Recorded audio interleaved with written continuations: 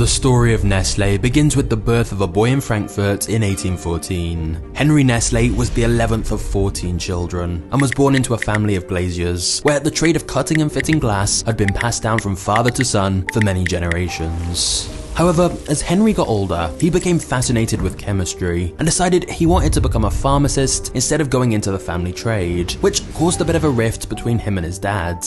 But Henry was determined to follow his own path, and at 15, he began working as a pharmacist's apprentice before later leaving his hometown in Germany to go and live in Switzerland, where he worked on concocting medicines and chemical experiments.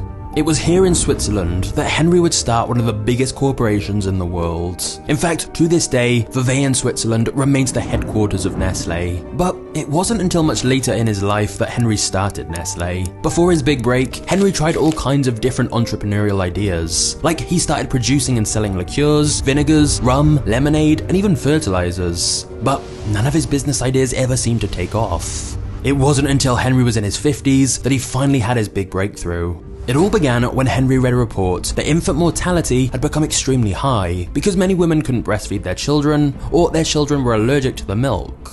Henry realized this massive problem was also a big opportunity. There was clearly a major need for an artificial alternative to breastfeeding that could save countless babies' lives. And thus, Henry began to study all the existing information about breast milk and conduct a series of experiments in his lab with various different ingredients. But saving children's lives wasn't the only thing that pushed Henry day and night to find a breast milk substitute. His own tragedy also played a part, as Henry's wife had many health issues of her own and thus was unable to give birth. So as a way to channel her maternal instincts, she became extremely concerned about other people's babies and pushed Henry to create a breast milk substitute that could save lives. And by 1867, he'd succeeded. Henry had created one of the first ever baby formulas, essentially a formulated mixture of cow's milk, flour, and sugar, which could be a substitute to natural breast milk.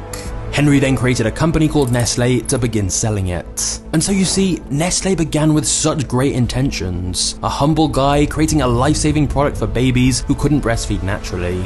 Unfortunately, this isn't a heartwarming success story. If anything, this is a horror movie. You see, whilst baby food was the product that started Nestle's dominance, it was also the product that would later destroy lives and create an international scandal. And as Nestle grew into a giant conglomerate, they became shrouded in all kinds of dark controversies. But we'll get to that. At first, Henry's new baby formula was a big success. Orders were coming in so quickly that Henry had to open up a factory to keep up with the demand. He couldn't believe it. Everything was happening so fast and money was pouring in. With the huge success of this first product, Henry then partnered with a Swiss chocolatier to create another new product. And in 1875, they created the first chocolate milk.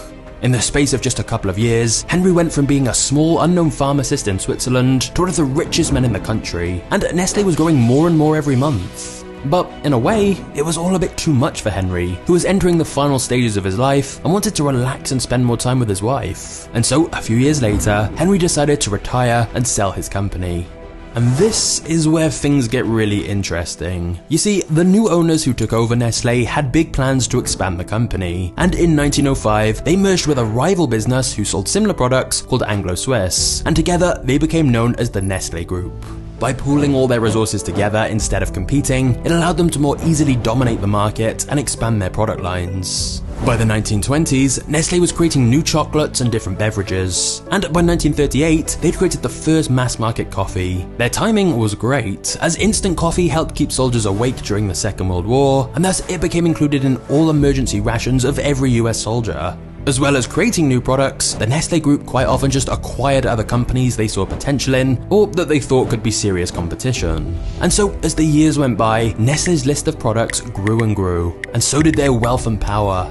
Unfortunately, that wasn't enough for them. And behind the scenes, a plan was being hatched. A plan that would make millions of dollars, but risk millions of lives.